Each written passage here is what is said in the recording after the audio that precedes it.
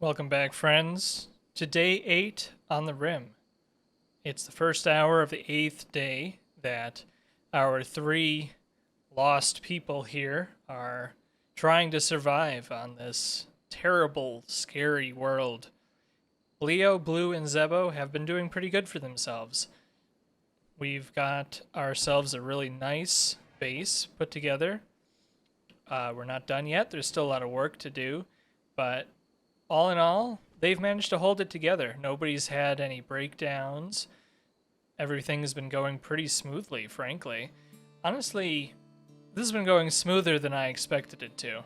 Part of the premise for this story is that I just went ahead and hit go with the first 3 characters that the game threw at me for this particular crash landed start.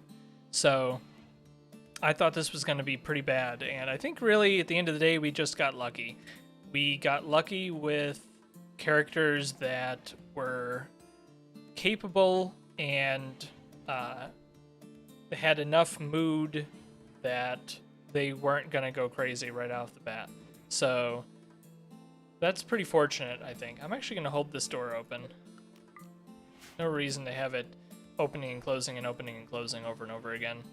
Although if we use that room as a prison, we'll have to close the door. Anyway, yeah.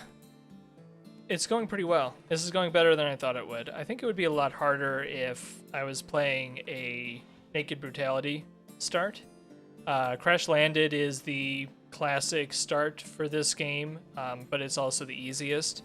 So we could be playing on Naked Brutality, or if we wanted to make it even harder, we could be playing on Tribal modified Naked Brutality. You can create a custom scenario which changes the Naked Brutality start to be a tribal faction instead of a new arrivals faction like these guys are. That would be the hardest that we could do here. The hardest start in vanilla. So we're not doing that. We're doing an easier one. We're doing Crash Landed. And it looks like Blue here has run out of stuff to do. So she's researching. Our research that we're trying to unlock here is batteries. We have electricity unlocked because we are the Crash Landed start, but batteries is our first go-to. I'm not sure what we're going to get next. Probably solar panels. We were looking last time to see if we could find any geothermal vents nearby, and we couldn't. So solar power and wind power is where we're going to end up. Let me go ahead and start that.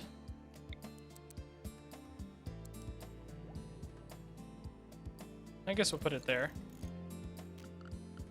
Don't build it yet, though. We don't need it quite yet. We don't have solar panels researched. But yeah, we'll go ahead and we'll do this.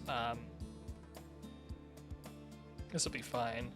We don't need power yet. There's nothing we need. We have plenty of wood, plenty of trees. We're on the temperate forest map, which is pretty easy. This was also, I think, a randomly chosen position. I think I hit random, and it picked us our spot right here, which is a year-round growing temperate forest with marble. Oh no, I clicked the one next to us because we didn't have sandstone. So we have limestone, granite, and marble, year-round growing. This is a pretty straightforward flat map tile. Ooh, finished batteries. All right, solar panels it is. But like we could have gone down here. We're quite close to arid shrubland and tropical rainforest. This map looks interesting. Look at that. I have to remember this one. Maybe we'll go there another time. It's a nice, good spot tucked into the mountain there, but we don't have that. We're here on the flat map. Right there. That's our home. Arid shrubland is another good one. If you're new to the game, I definitely suggest playing on temperate forest or arid shrubland. They're both pretty good. They both have ups and downs, but something like temperate swamp is going to be really annoying because you can't build anywhere because it's a swamp. Tropical rainforest is similar, but the main issues with tropical rainforest, even though you have more wood than you can possibly imagine using, tropical rainforest is there's a lot of disease, so your characters will get sick a lot more frequently because they're in the tropical rainforest. Let's see what else is there. There's real desert, which is over here. Desert is tough. I don't think I've ever played played on a desert map. Tundra. Tundra can be interesting. I would consider a tundra run. Way up here we have ice sheet and sea ice. Sea ice, there's a Empire faction up here on the sea ice. Sea ice is boring. I've never done it, but I don't know if I ever will. As you just sit here on the ice for years and years and years and years. And it's very, very, very, very, very slow. What I do want to try, though, is I want to play more on Boreal Forest. Boreal Forest is a lot of fun. I haven't done too much on Boreal Forest, so I'm definitely interested in that. Okay, let's check in on our friends here, see what they're working on. These cougars, dude. We're gonna get eaten by a cougar if we're not careful.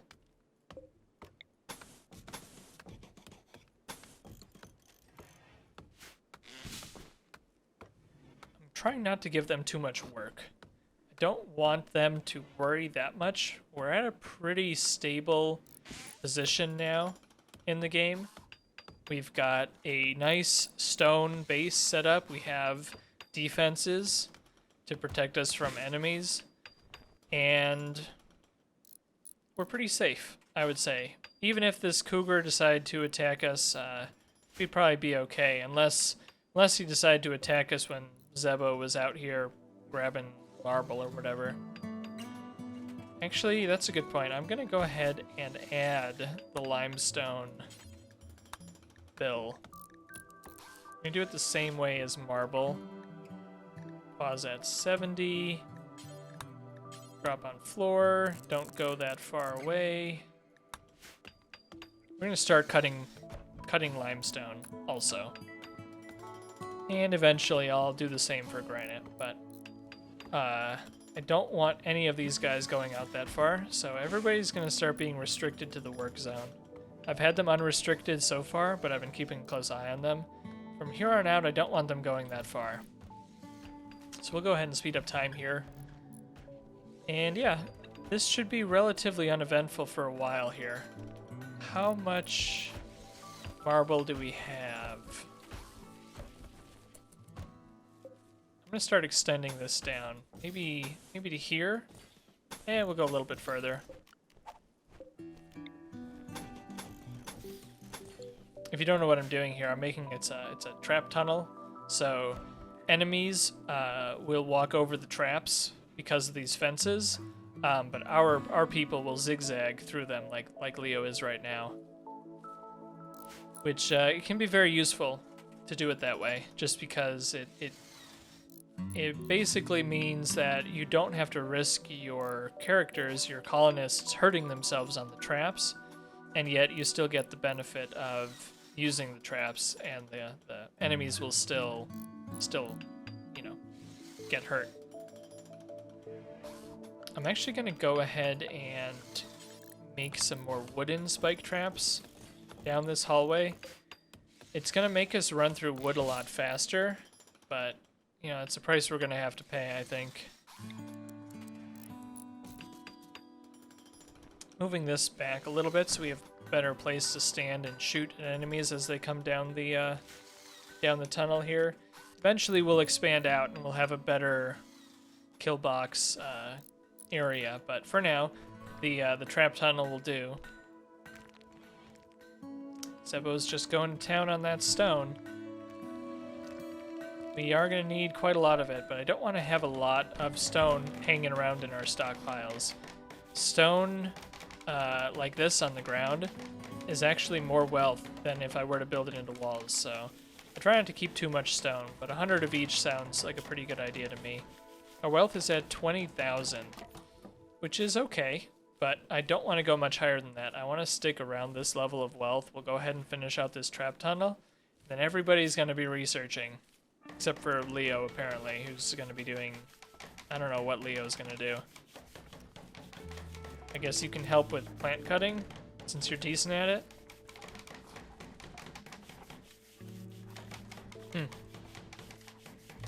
Yeah, Leo is annoying as a character. He's really good at construction. He's decent at social, but he can't do intellectual. He can't do violent, which is not good. And he can't do crafting, so, like... He's an annoying character. I really need more people, though. Game hasn't given me any opportunities to get more people. So I think once we get this set up, we might actually go ahead and have a little ritual. We can have a dance party. And we can also have a Sky Lantern Festival. This is the one we'll do. We'll do a Sky Lantern Festival.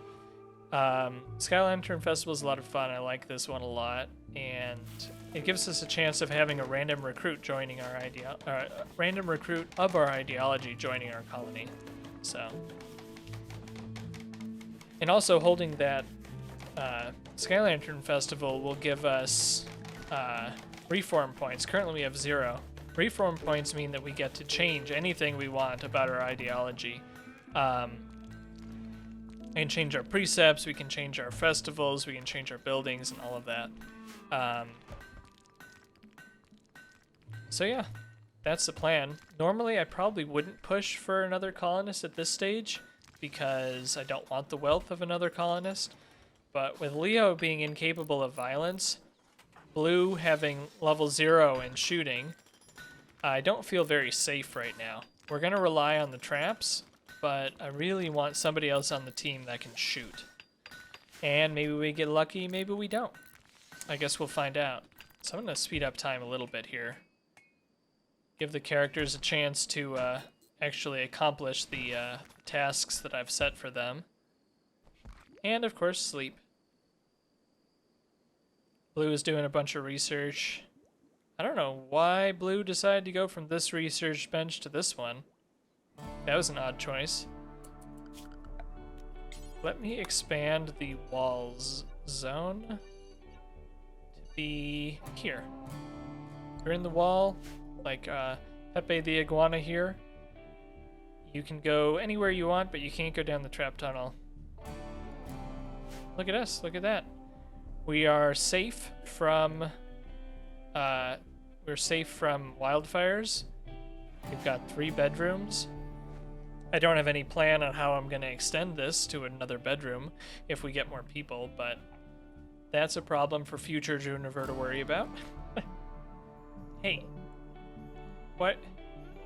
You're eating our meals. You should eat vegetables. Instead of eating the meals, Mr. Iguana, could you eat this rice? Because it takes work to make the meal, you know. He doesn't care. Do you care that you're eating our meals? He does not. He does not care. Does anyone have slept in the cold? No guide. We've reached the point where they want a moral guide. So our ideology has a moral guide whose role is to be the spiritual and moral leader of the colony. They get some special abilities, but they have a problem. If you assign a moral guide, their expectations are raised by 2 levels, as you can see on this list here, which means that when I eventually give this position to Leo, which is who I plan to give it to because he has high social skill, all of a sudden, Leo's very low expectations, he has a plus 24 mood boost because he has very low expectations. All of a sudden, he's going to be at plus 12. So he gets basically a permanent 12 mood hit because he's been made the leader. However, he's also iron-willed. So that's good. Being iron-willed means that he's less likely to break. His extreme break threshold, for example, is at 2.4%, while Zebo here, his extreme break threshold is at 5%. So Leo will be our moral guide. And to keep everybody's mood high, we'll go ahead and do this now. Leo, you shall be our guide. Everybody gathers around the purple triangle. What's Leo saying? Leo spoke about his shortcomings. He discussed how he will use his eloquence to overcome obstacles. Offered thoughts on his weaknesses and how to overcome them. Blah, blah, blah, blah, blah. Spoke about his wish to serve a greater purpose as our moral guide. He explained improving the colony. Talked about how he will use his broad-mindedness to overcome obstacles. This is quite the speech we've got going here. He's also grateful. Nice. And look, he's friends with everybody. That's nice. Well, Leo, congratulations. You are now our guide, our moral guide. How do you feel about that? You feel annoyed. You now have moderate expectations, but that'll be okay. I don't expect Leo is going to break down on us. All right, well, we are pretty secure here. Go ahead and build this roof, expand our home zone to cover our actual base, since I have the home zone feature off. If you don't know, there's a button down here in the bottom right, toggle automatically expanding the home zone. I highly recommend turning this off, because it means that if your colonists go out and build something for some reason somewhere else, it won't create a home zone over there. And in vanilla, the home zone is the clean zone. There's a mod that you can add. There's a mod for almost everything, which separates the cleaning zone from the home zone, which is definitely handy. If you get annoyed by them going off to clean, let's say, I don't know, let's say I claimed this urn right here. The game might create a home zone right here, which means that Blue is going to say, oh no, I have to go over here and I need to clean up this rock rubble because it's suddenly in the home zone. I don't want that. I don't want them to do that, so I leave the home zone off. But yeah, there's a mod to separate them, so you can have a zone that is specifically just for cleaning. I definitely recommend it. I don't play with it, but you absolutely can if you want to. Play however you like. Beauty of a game like this, especially a game that's really tailored and described as a story game, a game that tells a story, is that there's no wrong way to play it. There's no way you can play this game that would be wrong. As long as you're having fun, you're doing this correctly. You're playing the game correctly. At the end of the day, it's about what you want to do and what you have fun doing. So don't let anybody tell you that you're playing the game wrong, because you're not. It's a single player game. As long as you're having fun, you're doing it right. And yeah, look at us. We're doing great here. I'm having fun. I hope you guys are too. Making great progress here. I'm going to go ahead and go a bit faster. And we're just going to bang out research. I hope. Except for Leo here. Leo can't do anything useful. I guess he can do hauling and cleaning. So Blue is our main researcher, so I'm going to go ahead and take her off cleaning. I'm going to let Leo do most of the cleaning. And by take her off cleaning, I'm not taking her entirely off cleaning. She'll just do it after she researches. So that is just fine. I really wish you could do more to help Leo. I see you wandering around with nothing to do, but you're just not that useful, unfortunately. Alright. Make granite blocks. While everybody's sleeping, we'll go ahead and set this up. Just the same way as the other one. Actually, no, this will give us more wealth, so I'll suspend it, and I'll unsuspend it later if I feel like it. Alright. Blue is our night owl. she get a mood boost? Night owl at night. Okay, so she's very unlikely to have a debuff or have a breakdown during the night, which is great. But there's really no way to really fix Night Owl. No matter how I set her work schedule here, she's gonna have like here at 4 p.m. after I have her set to sleep. If she's awake at 4 p.m., she's gonna be annoyed. She's gonna have awake in the daytime or whatever debuff, so. But that's fine. How's our friendly neighborhood cougars doing? Any cougars nearby? Or have they gone ahead and left the map? We still have a warg on the map and 2 cougars. Alright, one's over here. They're both pretty far away. What about the warg? Warg's pretty far away too. Alright. I don't feel that unsafe right now. Yep, these guys are just gonna bang out the research. Honestly, because Blue and Zebo are on opposite schedules, I could probably go ahead and only have 1 research bench, but there's a significant amount of time where they're awake at the same time, as you can see right now, so it's worthwhile having the 2nd research bench, even though it's more wealth. Alright, what is most important for us to get to? Probably flak armor. So, I guess we start with smithing. How much material do we have? We have a little bit of light leather, a little bit of guinea pig fur, cloth toque. Cloth toque is tainted though. I'm gonna go ahead and do apparel.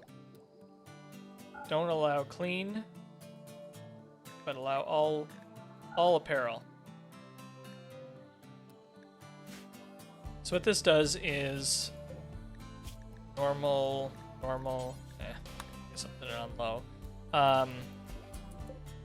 It'll mean that they put the tainted apparel outside, and the tainted apparel will eventually degrade into nothing. It's worth basically nothing. This is worth 0.16 silver. So it doesn't really, it's not a wealth problem, it's just a stockpile problem. I don't want to deal with it. Eventually, when we get further in, we'll have smelters and crematoriums set up and we can just burn them.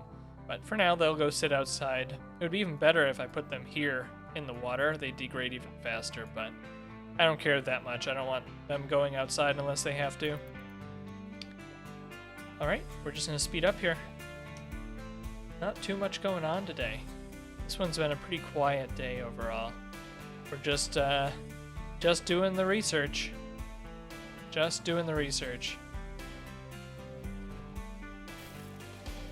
Maybe we'll get attacked soon. That would be nice. Bring some more action into play here. Is that another... Zebo tried to attract Blue by joking about the disappointment of life. Blue turned her back. Ouch. Disappointment of life. That's a winner right there. Life is so disappointing. Do you want to hook up? That's one way to do it, I suppose. Yikes. Alright. Can we get another colonist? Let's go ahead and do the Sky Lantern Festival. Actually, no, we'll do it in the evening. We'll do it around like 6. That sounds good to me. Sky Lantern Festival is quite pretty. We'll do it in the evening.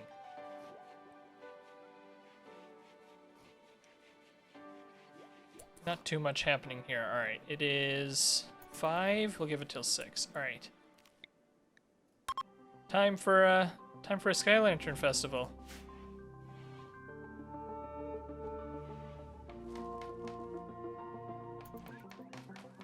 Alright, everybody hammer on your wood here. Build your Sky Lantern.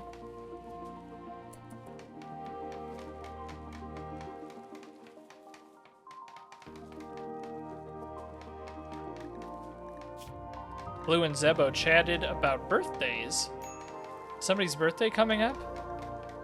Blue and Zebo talked deeply about the connection between maturity and children. There's no children in this game. Leo made a comment about using revolvers. Oh, and they talked about fighting gnats. Very interesting stuff going on here. Oh, look at how pretty they are.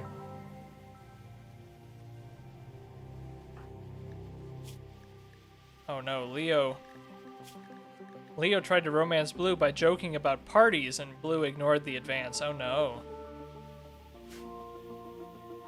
Bye-bye, lanterns. Hope you find your dad.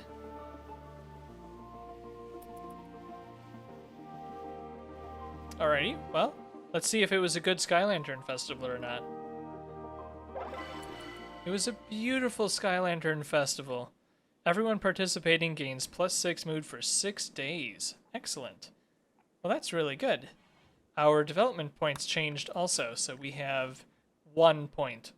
If we get to 10 points, we can reform our ideology and change things around a little bit. Not in a big hurry to do that, but it is definitely something that we can do soon. How else can we gain these points? Convert someone, do a burial, do any of the festivals or rituals. Because we have the charity is worthwhile preset right here, a bunch of stuff will contribute to our ideology. So like if we help a crash survivor, that's +3. Nice. I like that. That's a really good way to grow your development points. Sometimes you can get a lot of transport pods, but we have had no transport pods. We haven't even had an Abasia join. I guess it has only been 12 days, but this has been uneventful from a join perspective. That's all right. But I really would like to have somebody else on the team that can fire a weapon without being barely hurt of it. Blue has 530 points, so she's halfway to level 1. But I think this skill still degrades. One of the most annoying parts about skills in this game is that they degrade over time. And if you have someone that's like, oh, look. A wild man. Hi, donkey. Staggeringly ugly, slow learner gourmand. 55. Frostbite scar. They can melee, they can do art, they can cook. All in all, not a great character. What is your taming chance? Or what is the level required for taming? Tame animal chance. 13. Is that it? I think you need to have like level 10 in animals to tame a person. So what that is, this event here where a wild man wanders in. This person, donkey, from this tribal background, is not a real person, sort of. They basically exist as an animal, like the fox up here. They will be treated exactly the same way as an animal by the game. If we shoot them, they'll revenge and try to attack us, but they're not going to directly attack us like the cougar might. If the cougar gets hungry, cougar could come and eat us, but donkey up here won't do that. But he's not a character that we want, so I'm not going to try to get him, even though he has level 2 in shooting. We don't have the level to do that anyway. No handler can tame Wildman, requires level 7. Blue has 4, so unfortunately we cannot tame him. Blue could get a taming inspiration though, if Blue's happy enough, and we could try, but Donkey's just not that good of a character, you know? Not gonna try to tame him. Alright, let's speed this along a little bit. See if we can have something else going on, but otherwise this is a pretty slow day. How's everybody's mood doing? Rebuffed, outdoors, I know, I know. Rebuffed, constraining clothes, hungry. We'll eat something. We got lots of food. Are we producing enough food? I think we're producing enough food to be entirely self-sufficient. If we run out of food, we can just eat Pepe the iguana. All right, well, I think this rainstorm is a good opportunity for us to call it here. Thanks, friends, for joining me today on the Rim with our friends here. Thanks. I'm Juniper, and hope to see you again soon. Bye-bye now.